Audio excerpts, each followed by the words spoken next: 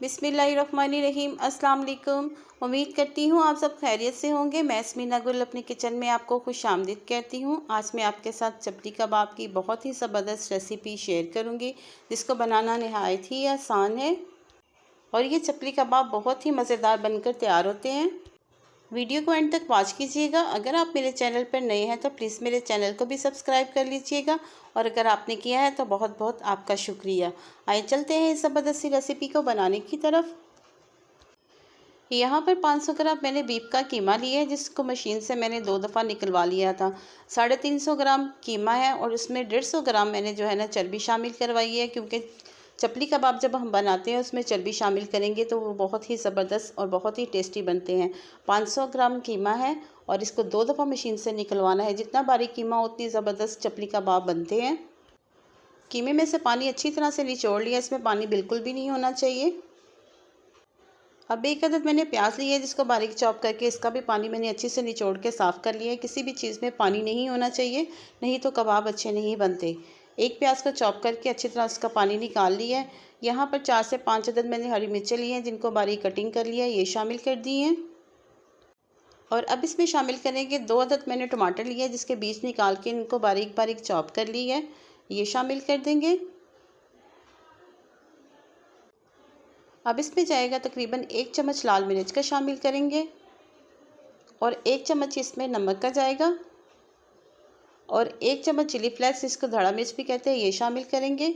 और 2 चम्मच इसमें सूखा धनिया कुटा हुआ जाएगा, साबुत धनिया कुटा हुआ शामिल किए।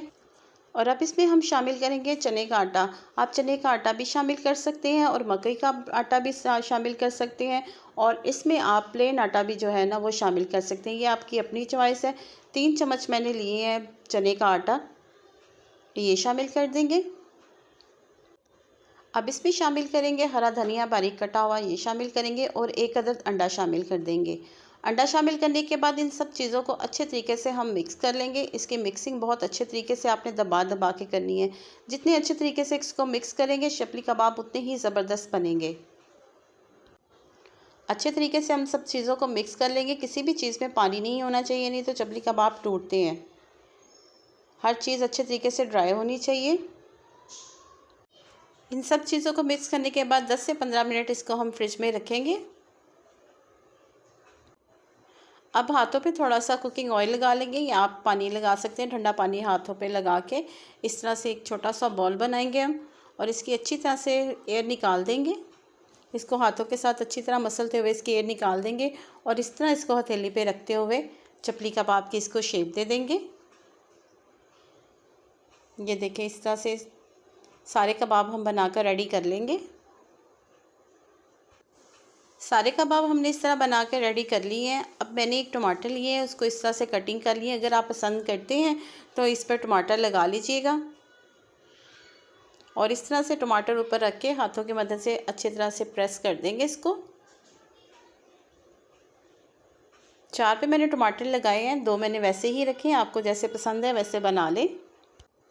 अब यहाँ पर एक पैन में थोड़ा सा कुकिंग ऑयल शामिल किया। उस ऑयल जब अच्छे से गर्म हो जाए तो एक एक करके चपली कबाब इसमें हम फ्राई करेंगे। हल्की आंच पे हमने इसको फ्राई करना है। तकरीबन 8 से 10 मिनट हल्की आंच पे इसको अच्छे तरीके से हम फ्राई करेंगे, ताकि कीमा भी अच्छे तरीके से पक जाए और इनका ज़बरदस्त जो है ना कलर आ जाए। अगर आप मेरे चैनल पर नए हैं तो प्लीज़ मेरे चैनल को सब्सक्राइब कर लें। अगर मेरी वीडियो आपको अच्छी लगी तो इसको ज़्यादा से ज़्यादा शेयर भी कीजिएगा। अब दोनों साइडों पे अच्छा सा कलर आने तक हम इनको फ्राई कर लेंगे। तकरीबन 4 से 5 मिनट के बाद इसकी हम साइड चेंज करेंगे, ताकि एक साइड से अच्छे तरीके से पक जाए, फिर दूसरी साइड इसकी हम पकाएंगे। दोनों साइडों से बहुत अच्छा से कलर आ चुका है। देखिए कितनी ज़बरदस्त चपली कबाब बनी है माशाल्लाह से अल्हम्दुलिल्लाह। देखें बहुत ही ज़बरदस्त चपली कबाब बनकर तैयार है। उम्मीद करती हूँ आपको मेरी रेसिपी पसंद आई होगी।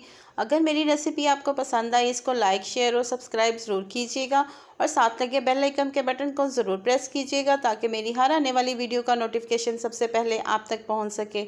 अल्लाह पाक हम सबको अपने हिफ्ज़ ईमान में रखे, और अल्लाह पाक हमारे रिज़्क़ में बहुत बहुत इजाफ़ा दे। मुझे अपनी दुआओं में याद रखिएगा, मैं आपको अपनी दुआओं में याद रखूँगी। मुझे दें इजाज़त, मिलते हैं अगली मज़ेदार रेसिपी के साथ। अल्लाह हाफिज़।